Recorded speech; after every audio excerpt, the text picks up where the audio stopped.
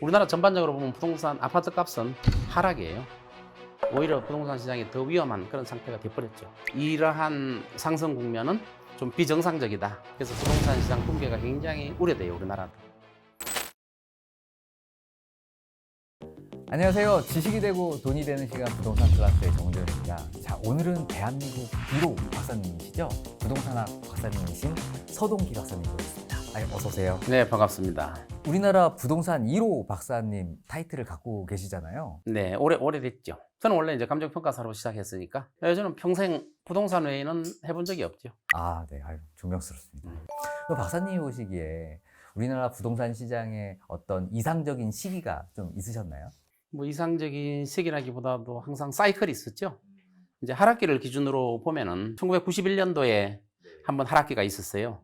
그때는 왜 하락했냐면은 뭐 분당, 삼본, 평촌, 일산, 중동 목에 신도시를 건설하면서 대량 공급을 하니까 부동산 값이 하락을 했죠. 그때는 오로지 공급만 가지고 하락을 했었고, 그다음에 이제 두 번째 하락기는 1997년에 달러가 부족해가지고 외환 위기가 있었던 걸 아실 거예요. 그 외환 위기 때 또 부동산 값이 하락을 했죠. 그때는 실업자도 많이 생기고 많은 회사들이 파산을 했죠. 그다음에 또 한 번은 2008년에 아실 거예요. 서프라임 모기지 사태 미국에. 네, 리먼 쇼크. 그래서 우리나라 금융 위기가 와서 그때도 부동산이 또 하락했는데 5년 동안 부동산 가격이 하락했어요. 그래서 우리나라 부동산 사이클을 보면 상승만 했다고 알고 있는데 이렇게 하락기가 상당히 긴 기간들이 여러 번 있었어요. 그리고 2022년도에 팬데믹 이후로 금리가 급상승했잖아요. 급상승하면서 또 부동산 값이 하락했는데 뭐 강남 같은 경우 한 3, 40% 하락하고 그랬죠. 근데 그 하락 기간이 굉장히 짧아요. 1년도 안 될 거예요. 정부에서 부양책을 쓰는 바람에 하락을 1년 만에 멈췄죠. 그리고 다시 지금 상승하고 있잖아요.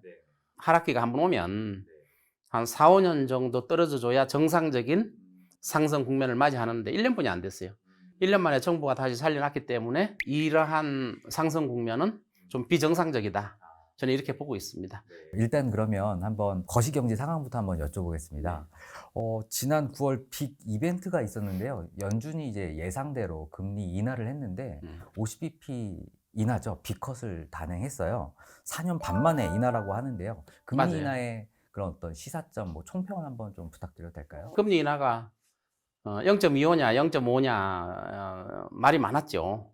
대부분 0.25로 예측을 했었어요. 그래서 이번에 그 0.5를 B컷이라고 그러죠. B컷을 단행한 이유가 우선 물가가 이제 2%대 초반으로 안정돼 있다 하는 점하고, 또 두 번째 또 하나는 요거는 별로 안 좋은 현상인데 실업률이 4.3% 정도 나왔어요. 그 당시에. 그러다 보니까 실업률이 상승할 가능성이 많다. 실업률이 상승해버리면 불경기가 오거든요. 경기 침체가 와버려요. 경기 침체를 막기 위해서 0.5를 B컷을 단행한 게 아닌가, 저는 이렇게 보고 있어요. 미국은 해고가 자유로워요. 해고를 시킬 때 기업체에서 우리 구조조정 문제 때문에 내일 나가 그러면 다 나가야 돼요. 굉장히 유연해요. 그래서 실업률이 지금 4.3%지만 경기가 조금 안 좋아지면 실업률이 10%, 20% 급격하게 상승할 수도 있는 게 미국의 시장이에요. 그래서 그런 경기 침체가 예견되어 있기 때문에 아마 파월이 0.5로 B컷을 단행한 게 아닌가, 저는 이렇게 봅니다. 어제 듣기로는 뭐 박사님 최근에 미국에 갔다 오셨다고 네, 갔다 들었는데 왔죠. 뭐 B컷을 단행할 정도로 지금 미국 경제 상황 굉장히 좀 안 좋다 이렇게 판단하면 되나요? 경제가 굉장히 안 좋아요, 미국이. 물가도 굉장히 많이 오른 상태이고 파산을 많이 해요. 미국의 프랜차이즈 업계가 지금 열 몇 개인가 파산을 했어요. 제가 미국에 있는 동안에. 그 정도로 미국의 경기가 굉장히 안 좋은 상태예요. 최근 경기를 보면은 뭐 지금 경기 침체가 오지 않았나 이렇게 느낄 정도로 경기가 굉장히 안 좋았어요. 아무래도 이번에 B컷을 단행한 것도 그런 경기 침체를 반영한 게 아닌가, 저는 이렇게 보고 있습니다. 우리나라 이제 기관 투자자들이 뭐 미국의 상업용 부동산에 좀 많이 투자를 해서 지금 손해가 좀 극심하다라는 이런 뉴스 기사들이 좀 많이 있더라고요. 현재 미국의 상업용 부동산 시장 굉장히 좀 위험한 상황이다라고 이렇게 봐야 되나요? 위험한 정도가 아니라 우리나라에서 많은 기관들이 투자를 했어요. 심지어 우리나라 국토교통부 주택 그 도시기금으로 투자한, 보스턴에 투자한 빌딩이 1,800억 손해를 봤어요. 고스란히 1,800억을 손해봤어요. 그 외에도 뭐 우리나라 정권회사라든가 투자기관, 은행들도 손해를 엄청 봤어요. 왜냐하면 미국의 상업용 부동산은 지금 반값이면 아예 안 팔리고 반의 반값 돼야 살까 말까 해요. 22층짜리, 4천억짜리 빌딩이 110억에 거래됐다는 기사를 봤을 거예요. 97% 이상 떨어진 거죠. 그 왜 그러냐면은 미국은 지금 고금리에다가 공실률이 굉장히 높아요. 재택근무 때문에. 그러한 공실률 때문에 수익이 나오지 않기 때문에 수익에 맞게 값이 엄청나게 떨어집니다. 반의 반값, 반값. 샌프란시스코, LA, 시카고, 뉴욕 전부 반의 반값으로 거래가 형성돼 있다고 보시면 돼요. 그러면 이렇게 되면은 이제 은행이 손해를 볼 거 아니에요. 그래서 은행이 손해를 보기 때문에 아마 연방 정부에서는 대선도 있고 하니까 은행 파산을 막고 있는 거예요, 지금. 원래는 은행이 벌써 파산이 몇 개가 생겨야 돼요. 실제로 파산된 데도 있어요. 미국은 금융기관이 한 5천 개 가까이 되거든요. 그 중에서 많은 지방은행들이 파산을 하고 있고 또 국지간 은행들은 파산을 연방 정부에서 예금자 보호를 100%다 해줌으로써 파산을 막고 있는 거예요. 우리 한국 시장이 뭐 오피스 시장은 그래도 굉장히 선방하는 것 같은데 또 미국은 또 상업용 부동산 시장이 그렇게 어려운가? 엄청 어렵죠. 재택근무가 원인이에요. 근데 우리나라는 대면을 하지 않으면 회사가 잘 안 돌아간다고 생각하잖아요. 재택근무를 안 하잖아요. 근데 미국은 재택근무를 선호하는 게 일하는 사람도 편하고 집에서. 그리고 미국은 조금 전에 해고가 자유롭다고 그랬잖아요. 실적 없으면 해고해버리면 되고. 그럼 이제 미국의 상업용 부동산 시장은 어려운데 또 한편으로는 뭐 레드핀인가요? 뭐 미국 주거용 시장은 오히려 전고점을 넘어설 정도로 상승하고 있다라는 이런 주거용 부동산은 많이 상승했어요. 그동안에 많이 상승했고. 그 이유가 뭐냐면 주거용 부동산은 고정금리예요. 30년 고정금리예요, 대부분. 근데 상업용 부동산은 5년 정도뿐이 안 줘요. 변동금리예요. 근데 주거용 부동산 30년 고정금리니까 새로 팔고 살려면 3배, 4배의 이자율을 또 물어내야 돼요. 그러니까 매물이 안 나오는 거예요. 수요는 일정 수준이 있는데 매물이 아예 안 나오니까 집값이 계속 폭등해 왔죠. 근데 폭등하다가 지금은 어떤 상태냐 하면은 거래가 안 돼요, 주택이. 주택도 지금 침체가 예견되고 있을 정도로 거래가 거의 안 돼요, 주택. 그럼 미국의 이런 B컷 금리 인하가 이런 부동산 시장에 조금 활력을 좀 줄 수 있을 거다라고 혹시 보실까요? 아니면 여전히 좀 어려운 상황이 좀 B컷은 이제 활력을 일부 줄 수 있죠. 예를 들어서 상업용 부동산은 금리가 부담이 굉장히 크잖아요. 그래서 어느 정도 활력을 줄 수 있는데 문제는 공실률이에요. 공실률이 해결되지 않으면 금리가 아무리 내려도 수익이 나오지가 않아요. 그래서 최근에 뭐 아마존이나 이런 미국의 큰 기업들은 재택근무를 하지 말고 출근을 하라. 이렇게 말하는 회사들도 큰 회사들도 있어요. 그러니까 근로자들이 나는 재택근무하는 대로 가겠다 하고 회사를 그만두는 이런 사태까지 벌어지고 재택근무에 이미 맛을 들인 거죠. 미국 뭐 상업용 시장은 어떤 구조적인 변화도 우리가 좀 생각을 좀 해봐야 되겠군요. 그렇죠. 미국은 11월에 또 빅 이벤트가 있죠. 대선이 있는데 이런 11월 달에 대선이 있죠. 네, 이런 향방에 따라서 부동산 시장이 좀 영향을 좀 받을 가능성이 좀 있을까요? 영향을 좀 받을 수가 있죠. 근데 누가 되든지 간에 어떤 문제가 발생하냐면은 금리를 내렸잖아요. 물가가 다시 폭등할 가능성이 있어요. 경기 침체가 뒤따를 수가 있다는 거예요. 근데 그러한 경기 침체가 오면은 부동산이고 뭐 주거용이고 상업용이고 경기고 다 엉망이 되기 때문에 그 경기 침체를 어떻게 막을 거냐 이게 이제 관건이죠.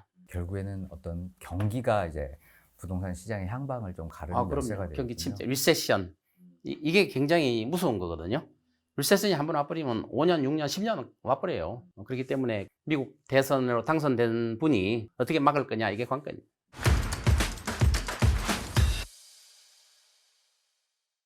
자, 그럼 이제 다시 국내 부동산 시장으로 한번 좀 넘어와서요. 추석 이후에 한국의 서울의 부동산 시장은 여전히 좀 상승을 하고 있는데 약간 주춤거리는 상황인 것 같아요. 이런 부동산 시장 한번 정리 한번 좀 부탁드려도 될까요? 네, 지금 우리나라 부동산 시장은 뭐 극히 일부 아파트를 중심으로 해서 값이 폭등하고 있고 또 신고가를 형성하고 있다 이렇게 보고 있어요. 우리나라 전반적으로 보면 부동산 아파트 값은 하락이에요. 우리나라 주택값은 하락이라고 봐야 되는데 극히 일부분. 그 이유가 뭐냐면은 뭐 언론에서 잘못 만들어낸 말이 있죠. 똘똘한 한 채. 그 지방의 부자들이 현금을 들고 신고가를 형성된다. 그 아파트를 사시는 분들은 전부 현금으로 사는 거예요. 대출을 안 받아요. 서울에 똘똘한 한 채를 사기 위해서 현금을 들고 사는 경우도 있고 또 일부는 돈이 어느 정도 모으신 분들이 연끌해서 온갖 대출을 다 받아서 또 사는 경우도 있어요. 주택을 담보로 대출을 못 받기 때문에 다른 형태로 사업자금 대출을 받아서 연끌해서 집을 사는 경우도 있고, 이래서 아마 극히 일부분 지역에 해당되는 게 폭등이라고 볼 수 있고, 서울의 다른 지역은 떨어져요. 올랐다고 볼 수가 없어요. 떨어지고 있거든요. 우리나라 전반적으로 보면 주택 가격은 하락이다, 이렇게 볼 수 있습니다. 2022년도에 집값이 많이 하락했거든요. 아까도 제가 설명드렸지만 2022년도에 가격 하락은 1년간의 짧은 하락이에요. 그게 4년이나 5년 하락 기간을 거쳤으면 건전한 부동산 시장으로 성장할 수 있는데, 다시 그 하락한 거를 지금 거의 회복했잖아요. 오히려 부동산 시장이 더 위험한 그런 상태가 돼버렸죠. 박사님 보시기에는 금리 인하가 우리나라에 좀 긍정적인 효과가 있을까요? 아니면 오히려 지금 말씀하신 대로 주택가격 상승이라는 부정적인 효과가 좀 더 클까요? 원칙론으로 말씀드리면 금리 인하는 부동산 가격을 상승시키는 역할을 해요. 우리나라가 이제 금리를 내리든 안 내리든 간에 우리나라의 부동산 시장이나 경제는 미국이 경기 침체가 오느냐 안 오느냐까지 결정되는 거예요. 미국이 경기 침체가 와버리면 금리를 뭐 0.25 내리든 0.5 내리든 뭐 1% 내리든 그건 아무 의미가 없어져 버리는 거예요. 중국은 지금 부동산 시장이 붕괴돼 버렸어요. 지금 사실상 붕괴된 이런 상태에서 다른 나라가 이렇게 무너지는 걸 보고도 지금 인시방편책으로 부동산 시장이 붕괴되는 걸 막기 위해서 금리를 대폭 내린다. 이거는 나중에 더 큰 문제를 초래할 수 있다는 거죠. 자, 이제 뭐 우리나라 2024년도도 이제 얼마 안 남은 것 같은데 2025년도 부동산 시장에 우리가 좀 주목해야 될 이런 변수들이 좀 있을까요? 우리가 영향을 가장 많이 받는 데가 중국하고 미국이잖아요. 결국 그 중국과 미국 시장을 우리가 검토 안 할 수가 없어요. 우리나라만 가지고 아무리 따져봐야 외부 변수가 너무 크기 때문에, 내부 변수가 뭐 선풍기 바람이라면 미국이나 중국의 외부 변수는 태풍이에요. 내부 동향만 가지고 알기가 힘들다는 거죠. 그래서 우리나라에서 뭐 금리를 내릴 것이다, 올릴 것이다, 뭐 많이 내리냐, 이런 게 부동산 시장에 미치는 영향은 아주 적다는 거죠. 오히려 이제 한국의 대외 위존적인 경제 구조상, 그렇죠. 네, 외국의 어떤 상황들, 이런 수출 것들이, 의존적이 너무 크죠. 이런 부분들이 더 오히려 부동산 시장에 영향을 더 많이 줄 것이다. 여기서 이런 이제 말씀이시죠? 한국은행도 그렇고 정부도 그렇고 뭐 금리를 내린다 올린다 서로 이렇게 논쟁을 벌였죠. 다른 나라가 이렇게 부동산에 엉망이 되는 걸 보고도 우리가 정신을 못 차리면 금리를 또 대폭 내린다든가 이런 문제가 생기면 그 책임을 질 사람이 나중에 아무도 없는 거예요, 결국은. 그래서 부동산 시장 붕괴가 굉장히 우려돼요, 우리나라도. 다른 나라가 저렇게 되는데 우리나라는 그렇지 않을 것이다. 이거는 큰 착각이라는 거예요. 지금 굉장히 뭐 상황이 좀 엄중하다 이렇게 엄중하죠. 인식하면 되겠군요. 박사님, 그 올 상반기죠. 그 매매 그리고 전월세에 대한 전체 거래량 대비 아파트 비중이 지금 80%를 육박했다는 이런 소식이 전해 들리더라고요. 우리나라 아파트 쏠림 현상 이거 어떻게 봐야 될까요? 원래 우리나라 아파트가 많죠. 우리나라 전체 아파트가 한 2천만 채가 좀 안 되거든요. 아니요, 주택이. 그 중에서 60% 이상이 아파트예요, 전체. 우리나라 전체로 봤을 때. 근데 이제 아파트로 쏠림 현상이 커진 이유, 80%까지 되는 이유가 빌라 기피 현상이 생기잖아요. 전세 사기 문제가 굉장히 사회적인 이슈가 됐잖아요. 이게 이제 갭 투자 때문에 생긴 한 원인이거든요. 그래서 빌라 같은 경우는 전세금하고 집값하고 거의 비슷하게 되거나, 뭐 어떤 데는 집값보다 전세값이 더 비싼데도 상당수 있었어요. 전세값이 더 비싸면 안 되잖아요, 집값보다. 그러다 보니까 집을 수십 채 갖고 있는 분, 뭐 100채 이상 갖고 있는 분도 있었죠. 근데 아니나 다를까 집을 버리고 도망가서 큰 돈을 버니까 세입자들은 엄청난 손해를 봤죠. 그게 이제 전세 사기가 시작된 거거든요. 전세 사기가 시작되니까 전세를 안 가려고 그러죠. 또 빌라를 살려고 그러지도 않죠. 그래서 빌라 값은 굉장히 싸요, 지금. 싸기 때문에 아파트로 몰리는 거예요.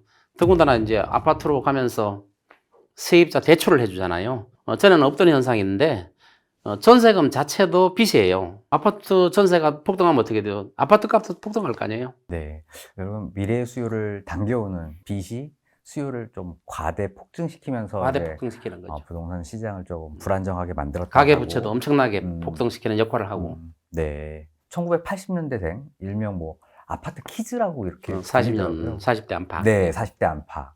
이런 40대 안팎이 아파트에 몰려드는 이런 아파트 쏠림 현상이 또 똘똘한 한 채로 이렇게 이어졌다라는 분석이 있더라고요. 이제 그 40대 안팎이라는 게 부모 세대로부터 돈을 받으신 분들도 굉장히 많아요.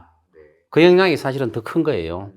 우리나라에서 돈 벌어가지고 어디 웬만한 강남의 아파트 한 채 못 사잖아요. 20년, 30년 돈 안 쓰고 모아야 뭐 살까 말까 이런 상태잖아요. 그러니까 이제 부모로부터 물려받은 재산이 있는 분들이 저는 많이 달려들었다고 보고 똘똘한 한 채가 있으니까 이제 부모도 거기에 대해서 보조를 해주면서 몰려들기 시작하고, 그 다음에 또 돈이 좀 부족한 분들은 영끌, 있는 돈 없는 돈 다 꿔다가 대출을 받아서 집을 사는 거죠. 또 그런 경우도 있지만 대출을 받아서 사는 이유가 부모로부터 증여를 받으면 증여세도 많이 내잖아요. 상속이나 증여 받으면 세금 많이 내잖아요. 그 세금을 피하기 위해서 대출을 엄청나게 받는 거예요. 사실은 경제적 능력이 강남의 아파트를 살 능력이 안 되는 분들인데 부모의 도움을 받아서, 도움도 편법으로 받는 거죠. 대출을 있는 대로 다 끌어서. 그러면 증여세 안 내잖아요. 그래서 40대 안팎이 집값을 끌어오는 역할을 한 게 그 영향이 큰 거예요. 우리가 월급만 가지고 그렇게 살 수는 없어요. 또 1990년생인가요? 부모의 경제력에 따라서 이런 어떤 부의 되물림이 되는 현상들도 지금 그렇죠. 이거는 더하죠. 이제 40대고 30대인데 30대는 진짜 못 사죠. 아무리 좋은 직장을 가져도 대박이 터지지 않는 이상은 강남의 아파트는 못 사잖아요. 그럼 30대가 뭐 강남의 아파트를 산다는 거는 거의 다 부모로부터 의존을 받는 거죠. 그렇기 때문에 이제 세대가 갈리는 거예요. 부의 대물림 있느냐 아니면 없느냐, 이런 상태가 벌어지기 때문에 우리나라 부자가 그렇게 생각보다 많지는 않잖아요. 100만 장자 그래봐야 우리나라 뭐 10% 정도 되나요? 그럼 나머지 90% 이상의 분들은 살 능력이 없는 거예요. 그러다 보니까 세대 간 격차가 생기고 양극화 현상이 굉장히 심화되는 현상이 생기는 거예요. 그래서 부동산 값이 특정지역이 폭등하는 거는 사회적인 양극화 현상이 생기고 엄청난 사회 문제를 야기할 수 있다는 거죠.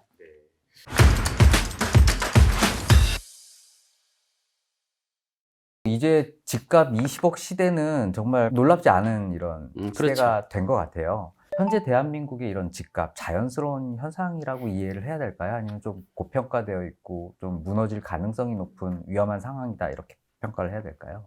저는 거품이 엄청나게 껴 있다고 봐요. 지금 뭐 20억 정도를 우습게 알잖아요. 뭐 과거에는 10억 밑에자가 강남에도 많았어요.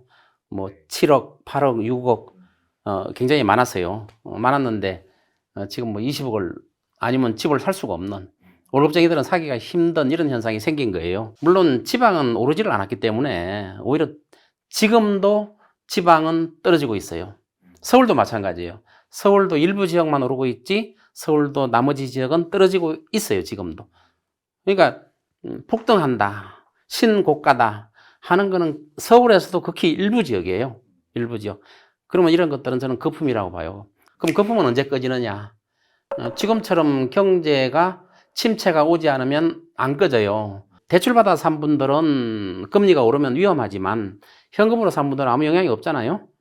그래서 상당히 돈이 많은 상류 몇 퍼센트의 분들의 그건 놀이터예요. 그건 콘크리트 덩어리가 20억, 30억, 50억, 60억 이렇게 된다는 거는 가치 측면에서는 있을 수가 없는 거예요. 엄청난 거품이 끼어 있는 거예요. 네, 결국에는 이제 고가 주택은 이렇게 값이 올랐잖아요. 저가는 지금 오르지 않은 상황이고 이렇게 굉장히 벌어져 있는데 이게 붙는 형태가 고가가 다시 내려올 가능성이 높나요? 아니면 저가 주택이 다시 이렇게 올라가서 이 격차를 줄이는 형태로 갈 확률이 높아요? 그 격차가 유지될 가능성이 굉장히 많죠. 항상 그 부동산 시장이 굉장히 안 좋더라도 고가 주택은 돈 더 주고 사는 분들은 꼭 있어요. 지금 뉴욕 맨하탄 같은데 그 콘도, 우리나라 아파트죠. 아파트 같은 경우는 평당 3억, 평당 5억 이렇게 가고 있어요. 그러면 경기가 아무리 안 좋아도 사는 계층이 있단 말이에요. 그거는 0. 몇 % 아주 극소수예요. 근데 지금은 우리나라 아파트 값이 오르는 거는 만일 아파트 값이 거품이 완전히 빠졌을 때 전부 다 견딜 수 있느냐.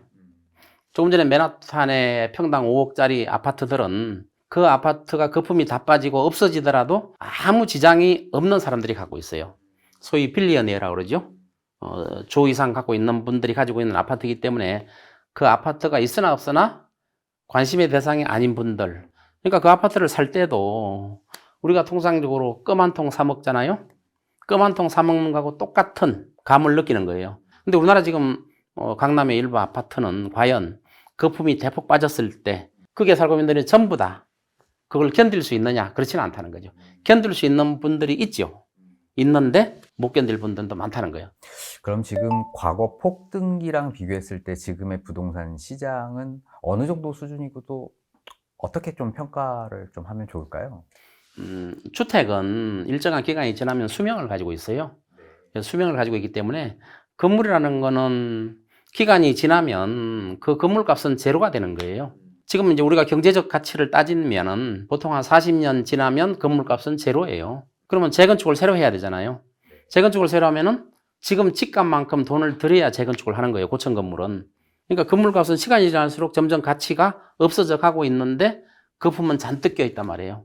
그래서 이런 것들은 너무 고평가되어 있고 거품이 잔뜩 끼어 있다. 저는 이렇게 보고 있습니다. 네, 나인원 한나 뭐 200억이라든지 갤러리아 포레 뭐 이런 100억대 이런 거래들은 뭐 이례적인 상황이다라고 보고 일단 강남권이나 우리가 얘기하는 뭐 20억 이상의 마용성 이쪽에 대한 관심과 수요는 지금도 꾸준히 높아지고 있는 듯한 것 같더라고요. 실제 이런 시장에 대한 주택 수요는 여전히 계속 지속적인 건지 어떻게 평가하세요?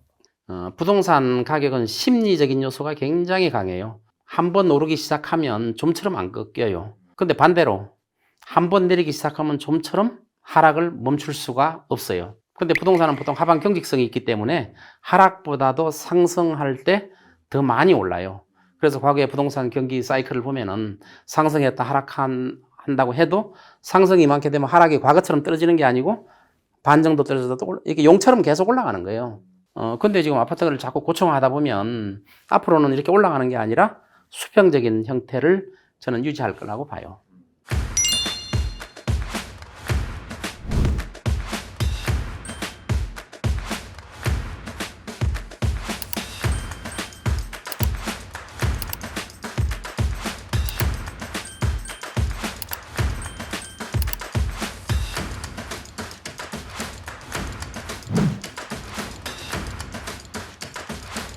내 집 마련이 지금 조금 준비 중이신 분들에게, 실수요 분들에게 혹시 어떤 조언을 조금 해주시게? 집 한 채 가지고 있는 거는 굉장히 안정감을 가지는 거예요. 주거의 안전성이 굉장히 중요하거든요. 사회생활 할 때도 태도가 달라져요. 그래서 집 한 채 있는 거는 굉장히 좋은 현상이에요. 근데 지금 월급으로 살 수가 없는 이런 상태이기 때문에 앞으로 이제 아파트도 이제 분양이 될 거고 또 저는 앞으로 값이 상당히 많이 떨어질 걸로 보고 있고 물론 강남의 그 초일류 주택은 안 떨어질 수 있어요. 아까 그 맨하탄 이야기 했잖아요. 그 아파트를 샀을 때 나는 그 아파트 없어도 사는데 아무 지장 없다고 하는 분들이 우리나라도 상위 0.2%가 있어요. 그럼 그런 경우는 안 떨어지겠지만 그 외에 대다수의 아파트들은 하락기를 겪을 거예요. 더군다나 이제 경기 침체가 올지 안 올지는 모르지만 지금은 경기 침체가 안 오면 이상한 거예요, 지금. 우리나라 가계부채가 지금 뭐 3,500조예요, 3,500조. 3,500조나 되는데, 경기 침체가 오지 않으면 이상한 현상이라고 말할 정도로 굉장히 어려운 상태예요. 그렇기 때문에, 앞으로 이제 집을 준비하시는 분들은, 저축을 찰떡하는 것도 중요하고, 중심지에 굉장히 비싼 지역을 달라들어서 사가지고 나중에 낭패를 당할 수도 있기 때문에, 덜 오른 지역을 찾아서, 집을 장만하는 장기적인 계획을 세우는 것도, 저는 굉장히 중요하다고 보고 있습니다. 또 한편으로 또 대단지 상가죠. 대단지 상가는 뭐 계속 수요가 있기 때문에 유지된다라는 이런 불패 신화가 좀 있었던 것 같은데 최근 이런 대단지 상가 불패 신화들이 이제 깨졌다라는 이런 이야기들이 좀 들리더라고요. 대형 단지들의 어떤 상가들이 지금 굉장히 잘 안 되고 있는 이런 배경이 좀 있을까요? 공실률이 25%라고 하는데 실제로 공실이 아닌데도 관리비만 내고 있는 데가 굉장히 많아요. 임대료는 못 받고 그런 데도 있어요, 실제로. 그런 것까지 따지면 뭐 공실률이 한 40% 가까이 될 거예요. 아파트는 분양가 상한제가 있기 때문에 토지를 감정평가하고 건물가 플러스해서 분양가를 결정하거든요. 근데 상가는 자유로워요. 분양가를 건설회사가 마음대로 정할 수 있어요. 강남에 어디도 보니까 평당 막 2억에 분양을 했는데 1년 이내니까 평당 1억이 돼버렸더라고요. 그거는 값을 너무 높게 책정했다는 거죠. 그래서 아파트 같은 경우는 상한제가 있는데 상가는 상한제가 있기 때문에 상가에서 많이 남겨 먹어요. 건설회사들은. 그래서 상가를 과다하게 짓는 경향이 있었고, 그래서 지금 나타나는 현상이 아니고 과거도 아파트 상가는 한 20% 30% 상가 빼놓고는 분양받는 순간 손해라고 보시면 돼요. 과거에 저도 이제 감정평가를 해보면 서울에서는 아파트 상가를 받고 나서 1년 후에 한 30% 다운되는 게 통상적인 견해고, 또 경기도 같은 경우는 받으면 그 분양가에 1년 지나면 절반이 되는 게 정상적인 추세예요. 그런데도 왜 사람들이 달라들어서 분양을 받느냐? 광고 효과가 엄청난 거예요. 광고. 경쟁률이 막 수십 대 1, 어디는 막 100대 1 되죠? 그게 엄청난 수익이 나올 걸로 기대를 하는 거죠. 근데 이거는 과잉 공급이거든요. 아파트 산 거는 100채만 지어야 되는데 200채, 300채 짓는단 말이에요. 이게 돈이 되니까. 그래서 과장 광고, 또 분양가를 높게 책정한 거를 분양받으신 분들이 손해보는 경우가 비일비재했어요. 지금은 더 심하죠. 지금은 훨씬 더 심하고, 그 25%가 아니라 실질적으로는 엄청나게 더 공실이 더 많아요. 이런 거를 뭐 분양받으신 분들은 뭐 굉장히 지금 고민이 크실 것 그럼요. 같습니다. 네. 또 수익형 부동산 중에 생숙이죠. 생활용 숙박시설이라든지 오피스텔. 네, 오피스텔. 아직까지 이런 좀 침체를 이제 못 벗어난 것 같은데 앞으로 이런 수익형 부동산 어떻게 될 거라고 좀 생각하세요? 원래 오피스텔이라는 거는 과거에도 그렇게 값이 안 올랐어요. 아무리 부동산이 폭등해도 아파트만 뛰었지 오피스텔이나 생숙 이런 거는 그렇게 뛰지는 않았어요. 그러니까 임대 수익을 원하는 분들이 오피스텔 이런 거 사가지고 임대를 놓는 거지, 월세를 받아서. 근데 그 자체를 값을 오른 거는 기대하지 않았어요. 그리고 앞으로도 그렇게 크게 오를 것 같지도 않고. 근데 지금 아파트 같은 경우만 활발하게 진행된단 말이에요. 그리고 아파트는 또 편리하잖아요. 또 잘 팔려요. 환가성이 좋잖아요. 팔려면 또 그렇게 어렵지 않게 팔 수 있잖아요. 그렇기 때문에 아파트 문화가 앞으로 상당 기간 갈 거고, 그러나 그 아파트도 20년, 30년 후에는 무너진다는 거는 기정사실이에요. 그 아파트 말고 뭐 수익형 부동산 한번 조금 더 여쭤보고 싶은데 네. 이런 어떤 그 상가라든지 오피스텔이라든지 지금 현재 침체 국면이 연준의 이제 금리 인하를 통해서 조금 살아날 가능성을 좀 볼 수 있을까요? 아니면 여전히 조금 침체될? 연준의 이제 금리 인하로 인해서 상업용 부동산은 숨통은 조금 튀었어요. 근데 관건은 공실률이에요. 재택근무를 하는 회사들이 다시 회사로 들어오느냐 안 들어오느냐 달려 있는 거예요. 샌프란시스코 같은 데는 공실률이 50% 넘는 데가 많아요. 맨하탄도 어떤 빌딩은 공실률이 90%예요. 우리나라는 좀 다르죠. 그 공실률이 적잖아요. 지금도 이제 공실이 좀 생기고 있지만은 우리나라는 재택근무를 선호하지 않아요. 우리 기업체 사장님들이 앞에 눈에 안 보이면 불안하잖아요. 네. 그리고 또 함부로 우리나라는 해고도 못하죠. 그렇죠. 함부로 해고도 못해요. 팬데믹 때는 우리나라도 재택근무를 했죠. 그러다가 팬데믹 끝나자마자 재택근무 하던 분들이 다시 오피스로 다 돌아왔어요. 근데 미국은 안 돌아왔어요. 그 차이예요. 그러니까 우리나라는 미국처럼 그렇게 상가형 부동산이 완전히 붕괴될 가능성은 좀 적다고 봐야 되겠죠. 우리나라 이제 재건축할 때 보면 뭐 아파트 같은 경우에는 다 분양이 되지만 상가 같은 경우에는 분양이 좀 안 돼가지고 조합이 이제 청산조차 못하는 이런 사례도 또 많다고 그렇지. 들었어요. 그래서 한간에는 이런 부분의 문제들이 재건축을 늦출 것이고 그래서 공급 부족 현상으로 나타날 것이다, 이런 우려도 좀 제기하고 있는데 이런 상가 공실률 문제, 재건축과 관련된 이런 문제는 좀 어떻게 좀 실제로 현상화되고 있어요. 지금 아파트 재건축하는데 가장 큰 걸림돌이 상가예요, 상가. 그래서 상가 공실 이런 것도 문제가 되고, 그래서 강남의 어느 아파트는 상가는 빼고 재건축하자, 이런 움직임도 있는 거예요. 그만큼 상가가 들어오면서 몇 년 동안 막 재건축이 늦어지는 이런 현상이 생기고 있어요. 뭐 상가 같은 경우는 상가 쪼개기 같은 이런 문제들도 굉장히 많은가 보더라고요. 쪼개기도 많죠. 하나의 상가를 막 10명이 쪼개가지고 재건축을 위해서. 그러면 재건축 큰 걸림돌이고 재건축이 안 돼요, 그러면. 야, 박사님, 이번에 한번 이거 한번 질문 드려보고 싶은데요. 네. 재건축이 2000년도에는 이제 황금알 낳는 거위라고 이렇게 평가받을 정도로 굉장히 투자성이 좋았잖아요. 근데 요즘 재건축 이제 돈 버는 시대 끝났다 이런 이야기가 좀 들리더라고요. 어떻게 된 상황인가요? 과거에는 이제 재건축은 대박 신화죠. 저도 30 몇 년 전에 5층짜리 아파트 샀었어요. 그때는 5층짜리 아파트인데 새로 지면 20층, 25층 짓잖아요. 한 4배, 5배 가치를 창출하는 거 아니에요. 5층짜리 아파트를 사면은. 내가 예를 들어서 20평짜리 산다. 그럼 30 몇 평 아파트를 받고도 돈을 또 많이 돌려받아요. 그럼 대박 아니에요? 이제 한 10년, 20년 전에는 아파트가 이제 20층, 25층, 30층짜리 아파트가 졌잖아요. 그거를 새로 재건축하려면 어떻게 돼요? 그때는 대박 신화지만 지금 30층 아파트를 재건축하려면 과거 5층짜리 하듯이 4배 한다면은 120층을 지어야 내가 돈 안 내고 받을 수 있는 거예요. 120층을 지어야. 이게 고층화될수록 건축비가 기하급수적으로 올라가요. 지금 고층 아파트 30층짜리를 재건축한다. 분담금을 많이 내야 돼요. 과거에 재건축 대박 신화는 없어요. 대박 신화는 5층짜리나 용적률이 굉장히 높은 지역만 가능한 거지. 지금 이제 분당을 지금 재건축한다 그러잖아요. 분당 지금 20층 뭐 이상이잖아요. 그걸 재건축하는데 분담금을 얼마 낼지 아무도 몰라요. 지금은 꿈에 부풀어 가지고 선도직으로 결정하기 위해서 주민들이 엄청나게 흥분되어 있는 상태지요. 그러나 막상 짓다 보면 분담금을 많이 내게 돼 있어요. 서울에서도 처음에는 재건축을 할 때 분담금을 안 낸다고 하다가 시간이 지나면서 분담금을 내라 그래요. 건설회사들이 분담금을 내라 그래요. 그럼 분담금 안 내면 공사가 중단된 경우가 있어요, 가끔. 그러니까 나중에는 분담금을 많이 낼 수밖에 없어요. 고층 아파트를 재건축하는 거는 사실상 불가능하거나 아니면 내 돈 들여서 짓는 거예요. 그래서 뭐 일기 신도시 이제 특별법이라고 불리는 이제 노후계획 도시 특별법 때문에 일기 신도시의 뭐 평균 용적률이 200%였다면 이제는 300% 정도로 올려주고 사업성을 이제 확보하는 수순으로 가는 것 같더라고요. 용적률을 올려주는 거죠. 근데 이것도 형평성이 좀 안 맞는 게 다른 아파트들은 용적률을 안 올려주잖아요. 근데 이제 분당의 그 노후도시 특별법이라고 해가지고 용적률을 대폭 상향해서 수익성을 개선시켜 줬단 말이에요.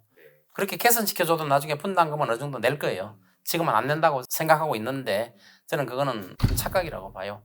분담금 많이 내게 돼 있어요. 그러다 보면 이제 재건축을 시작했잖아요. 근데 나중에 분담금 내라 그러면 재건축 포기하는 사람들이 많이 나타날 거예요. 왜냐면 그 은퇴한 분들도 많고 돈을 뭐 2억, 3억 내라 그러면 없는 분들도 많잖아요. 그러면 포기하시는 분들도 많이 생길 거예요. 그만큼 고층 아파트의 재건축은 어렵다는 거죠.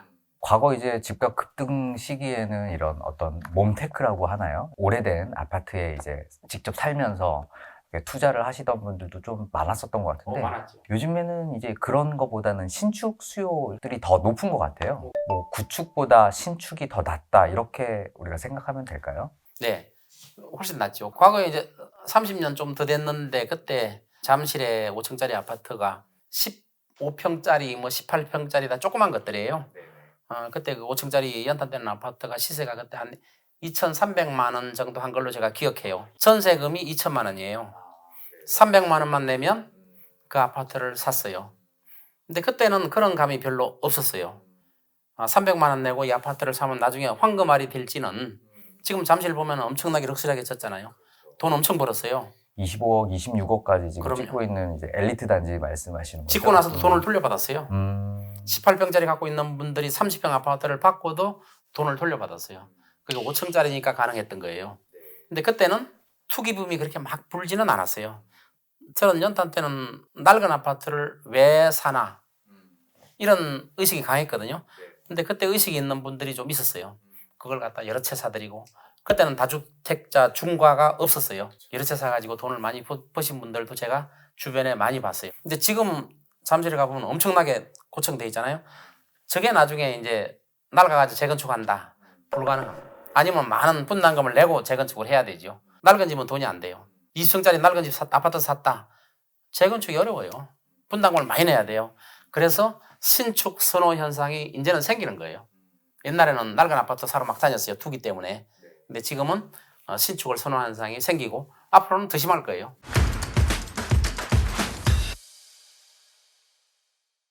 그래서 그런지 이제 부동산 시장에 이제 어떤 신축 공급이 이제 요즘엔 좀 많이 없지 않습니까? 그래서 정부가 88 공급 대책을 통해서 재건축 부담금도 조금 완화시켜 주려고 하고 용적률도 좀 완화시켜 주려고 하는 이런 정책 방향으로 좀 흘러가는 것 같아요. 실현 가능성이라든지 혹시 부동산 시장에 미칠 영향 좀 어떻게 보고 계세요? 이제 재건축이 안 되는 걸 하게 만들려면 용적률 올려주는 수밖에 없거든요. 정책적으로. 그건 정부만 할 수 있잖아요. 용적률을 조금 올려줘가지고는 해결이 안 되고 좀 많이 올려줘야 돼요. 그래 이제 재건축이 되고 지금 한강변에 보면 50층 짓는다, 또 70층 짓는다 이렇게 하고 있잖아요. 근데 문제는 장기적인 안목으로 보면 우리나라 인구가 줄어들잖아요. 앞으로 인구가 늘어날 가능성이 이렇게 많지 않아요. 미국 같은 데는 인구가 자꾸 늘어요. 이민자들이 엄청나게 몰려오기 때문에 애를 안 낳아도 인구가 많이 늘어나요. 우리나라는 이민자를 무제한 받아들이기가 힘들어요. 그러니까 스웨덴 같은 데 이민자를 받아들여서 이민자가 전체 인구의 30%가 됐어요. 지금 스웨덴은 어떤지 알아요? 그 살기 좋은 스웨덴이 범죄 천국이 됐어요. 낮에도 총소리 들리고 엄청난 범죄 천국이 지금 스웨덴이에요. 그러니까 이민자를 함부로 받아들일 건 아니거든요. 그러니까 우리나라는 지금 출산율이 굉장히 낮은 상태에서 지금 50층, 70층 고층 건물을 지금 짓고 있단 말이에요. 건축허가를 내주고 있잖아요. 용적률 높여줘가지고. 그래야 수익성이 나타나니까.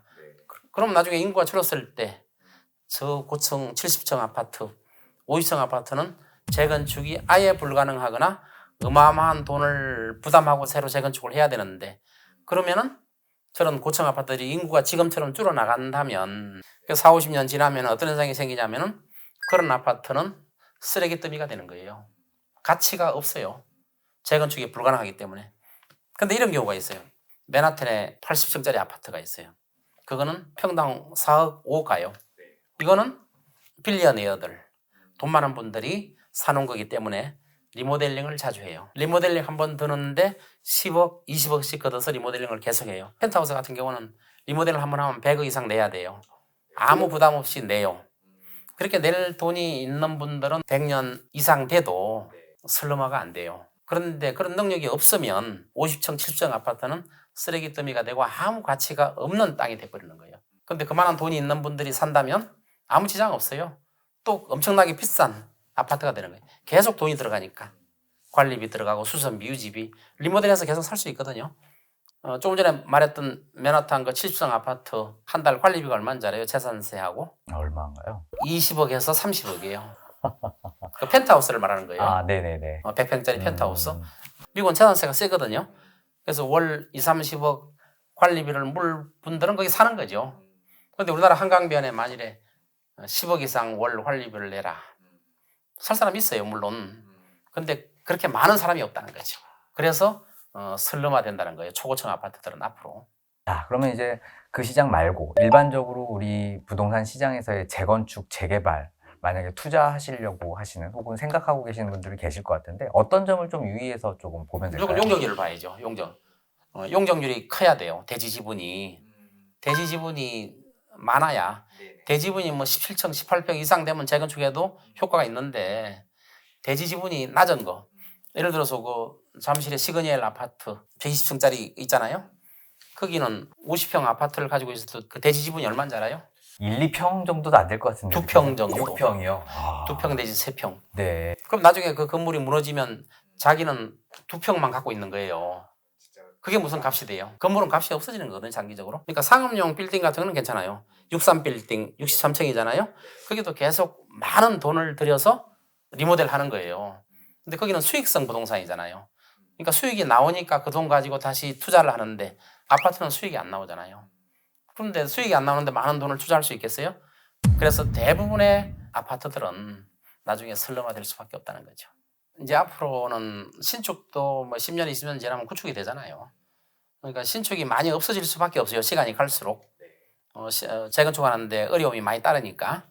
리모델을 앞으로 계속 활성화시켜야 돼요. 미국 같은 데는 보면 주택이 20년 된 것까지 신축이라고 봐요. 그래서 20년 된 거는 새 집이다 이렇게 표현을 해요. 근데 우리나라는 20년 되면 뭐 물이 새고 우리는 지금 집을 질 때 잘 질지를 않고 경제성만 따지는 거예요. 최소의 비용으로 최대의 수익을 올린다. 이게 경제 원칙 아니에요. 미국 같은 데는 아파트를 질 때 또 주택을 질 때 배관을 쉽게 교체할 수 있도록 처음부터 집을 재요. 그 나중에 배관이 나가면 배관만 살짝 갈면 되는데 우리나라는 배관이 다 묻혀 있기 때문에 가려면 아파트 전체를 새로 신축해야 돼요. 그래서 뭐 30년 지나면 뭐 재건축한다고 전부 다 막 난리가 나는 거죠. 앞으로는 그러면 안 되는 거죠. 왜? 시간이 지날수록 신축도 구축이 되기 때문에. 그래서 앞으로 리모델해서 사는 그런 형태를 취해야 될 것 같아요. 계속 수리하면서 100년, 200년 살 수 있는, 그래서 처음에 질 때 제대로 재야 돼요. 우리가 재건축을 할 때 재건축 조합원들은 분담금을 적게 내기를 바라잖아요. 그러니까 건축비를 줄인단 말이에요. 건설회사가. 줄이면 어떻게 현상이 생겨요? 아파트를 튼튼하게 못 짓죠. 20년짜리, 30년짜리 아파트를 짓는 거예요. 근데 100년짜리 아파트를 지려면 어떻게 해야 돼요? 거기 살고 있는 조합원들이 분담금을 많이 부담해야 돼요. 많이 부담하고 튼튼하게 져야 돼요. 왜냐하면 신축을 선호하는데 신축은 시간이 지날수록 다 구축이 되기 때문에 리모델을 통해서 신축 형태로 만들어 나가야 돼요. 재건축이 아니라.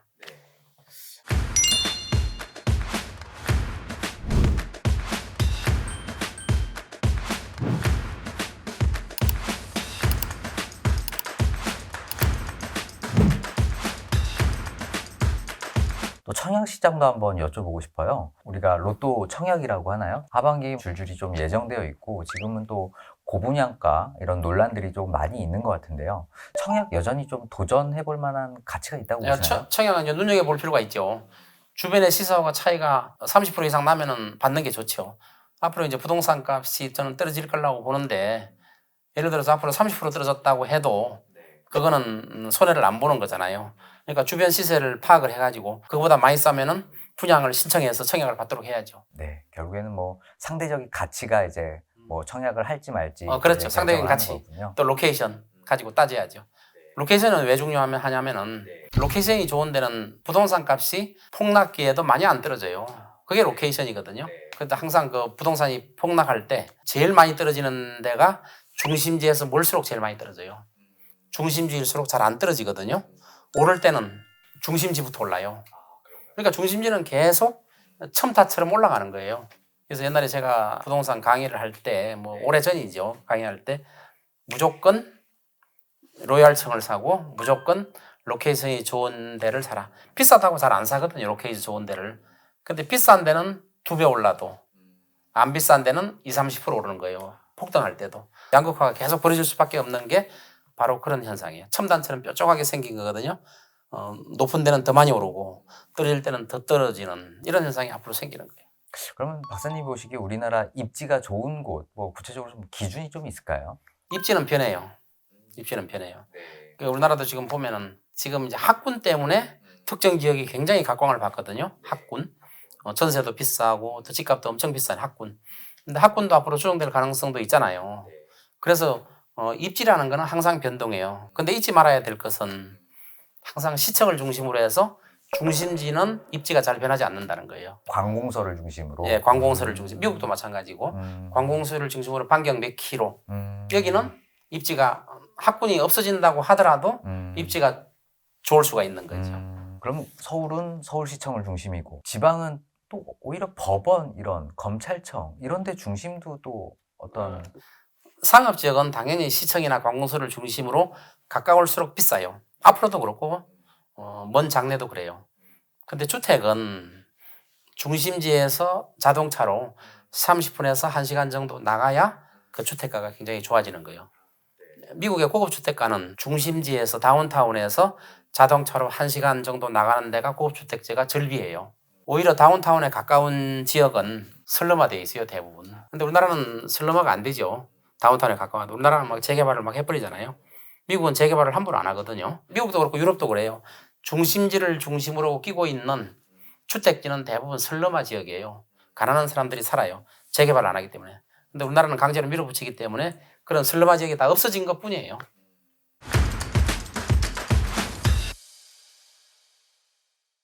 온라인 커뮤니티죠.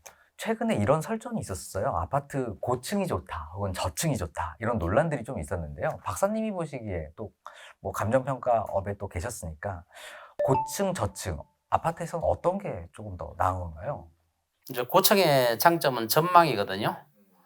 전망이 좋기 때문에 고층을 선호하는 거예요. 그리고 제일 꼭대기층이 보통 펜트하우스잖아요. 거기는 뭐 소음도 별로 없고 그래서 제일 꼭대기층을 항상 그 펜트하우스로 삼는 이유가 그리고 또 높이 올라갈수록 사람은 지배의 욕을 가지고 있어요. 그래서 밑에 있는 것보다 올라가는 걸 과거부터 선호해 왔어요. 앞으로도 그럴 거예요. 그런데 문제는 로케이션이 더 중요하다는 거죠. 저층이냐 고층이냐 보다도 어느 지역에 있는 거냐 이게 더 중요시 판다는 거예요. 그리고 앞으로 로얄층도 바뀔 수가 있어요. 과거에는 로얄층이 이제 중간 정도에서 뭐 한 3분의 2 정도 층수를 로얄층으로 했는데 그때는 난방 때문에 그런 영향이 컸어요. 근데 외벽에 붙어 있거나 낮거나 꼭대기에 있으면 난방이 잘 안 되는 경우도 있잖아요. 춥잖아요. 난방비도 많이 들고. 그래서 중간이 좋았는데 앞으로 이제 시대가 변해가지고 난방의 그 기술력이 굉장히 발전했잖아요. 그래서 고층을 살려고 하는 인간의 욕구는 끝이 없는 거예요. 근데 고층이 꼭 좋은 것만은 아니에요. 10층, 20층 요 정도까지는 괜찮을 수 있는데 그 이상 올라가면 사람한테도 좋을 게 아무것도 없다. 그리고 연구 보고서도 많이 나와 있어요. 건강에 안 좋다는 연구 보고서가 많이 나와 있어요. 근데 그러한 연구 보고서가 빛을 발하지 못하는 게 고층 아파트 사는 분들이 대부분 부자들이 많아요. 그래서 보고서가 빛을 발하지 못하는 경우가 좀 있지만은 하여튼 층수가 일정 층수 이상 올라가 버리면 별로 안 좋다는 거죠. 좀 박사님이 판단하시기에 로얄동 로얄층을 판단하는 기준은 좀 어떻게 우리가 보면 이제 될까요? 그 기준도 시대에 따라서 변하는 거예요. 근데 같은 동이라면 이왕이면 아주 저층은 별로 좋지 않겠죠. 근데 이제 저층이 굉장히 비싼 데도 있어요. 그 정원이 딸린 1층짜리가 있고 또 아이들이 있는 데는 마음대로 뛰어놀 수 있는 그런 공간도 되잖아요. 그렇기 때문에 1층이 또 어떤 지역은 또 더 비싼 데도 있어요. 실제로 아파트가. 그 사람의 생활 환경에 따라서 저층이냐 고층이냐 결정되는 거지 일률적으로 모든 사람한테 이게 좋다. 이게 로얄층이다. 이렇게 말할 수는 없는 거예요. 네. 층수도 한번 여쭤봤으니까 이번엔 평수도 한번 여쭤보고 싶어요. 대형 평수 예전에는 굉장히 몸값이 치솟을 정도로 수요가 굉장히 탄탄했던 것 같은데 지금은 오히려 대형 평수가 좀 낮아졌지만 한편으로 다시 한번 조금 좋아지는 이런 추세가 보이는 것 같더라고요. 박사님이 보시기에 우리가 어떤 아파트를 고를 때 평수 고르는 좀 팁이 좀 있을까요? 결국은 수요 공급의 문제예요. 그러니까 30평 아파트만 주력으로 짓다 보니까 40평, 50평, 60평 아파트가 부족해진 거예요. 공급이 부족해지니까 다시 큰 평수가 선호되는 거지. 또 나중에 40평, 50평 아파트가 선호가 된다. 또 그게 돈이 되니까 건설회사가 그 평수를 많이 지면 또 30평대, 20평대 아파트가 줄어들 거 아니에요. 결국은 수요 공급이에요. 수요 공급에 의해서 공급이 줄어들면 값이 오를 수밖에 없고 공급이 늘어나면 값이 내릴 수밖에 없는 그런 자연적인 경제적인 원리라고 보시면 돼요. 평수가 커서 좋다, 적어서 좋다 이런 개념보다도. 결국에는 뭐 수요 공급을 우리가 확인을 해봐야 되는 거군요. 이외에 혹시 박사님이 생각하시기에 아파트를 고를 때 우리가 중요하게 생각해야 될 이런 요소들이 좀 있을까요? 그것도 이제 개인의 성향에 따르는데 저는 제일 좋은 거는 단독주택에 사는 게 최고 좋다고 보는데 우리나라는 아직도 아파트 선호 사상이 없어지려면 아직 멀었어요. 그리고 아파트를 너무 많이 져놨어요. 그래서 단독주택이 좋긴 하지만은 피로케이션이 좋은 아파트 지역, 그 다음에 가급적이면 신축 아파트. 앞으로는 구축보다 신축이 더 많이 오를 거거든요. 그래서 값이 똑같이 오를 때 신축보다 신축이 더 많이 올라요. 그럴 수밖에 없어요. 재건축 대박 신화는 없어졌기 때문에. 그래서 신축일수록 저는 좋다고 보고 가장 중요한 거는 결국 로케이션이에요. 로케이션은 변해요. 변하지만 불변의 진리가 아까 말한 것처럼 중심지에서 그렇게 멀지 않은 곳이어야 된다는 거죠. 지금 전원주택 같은 경우가 중심지 병원하고 너무 머니까 전원주택은 지금 엄청나게 값이 폭락했어요. 그거와 마찬가지로 주택도 중심지와 멀지 않으면서 쾌적성도 갖추고 있는 이런 집을 선택을 해야 된다는 거죠.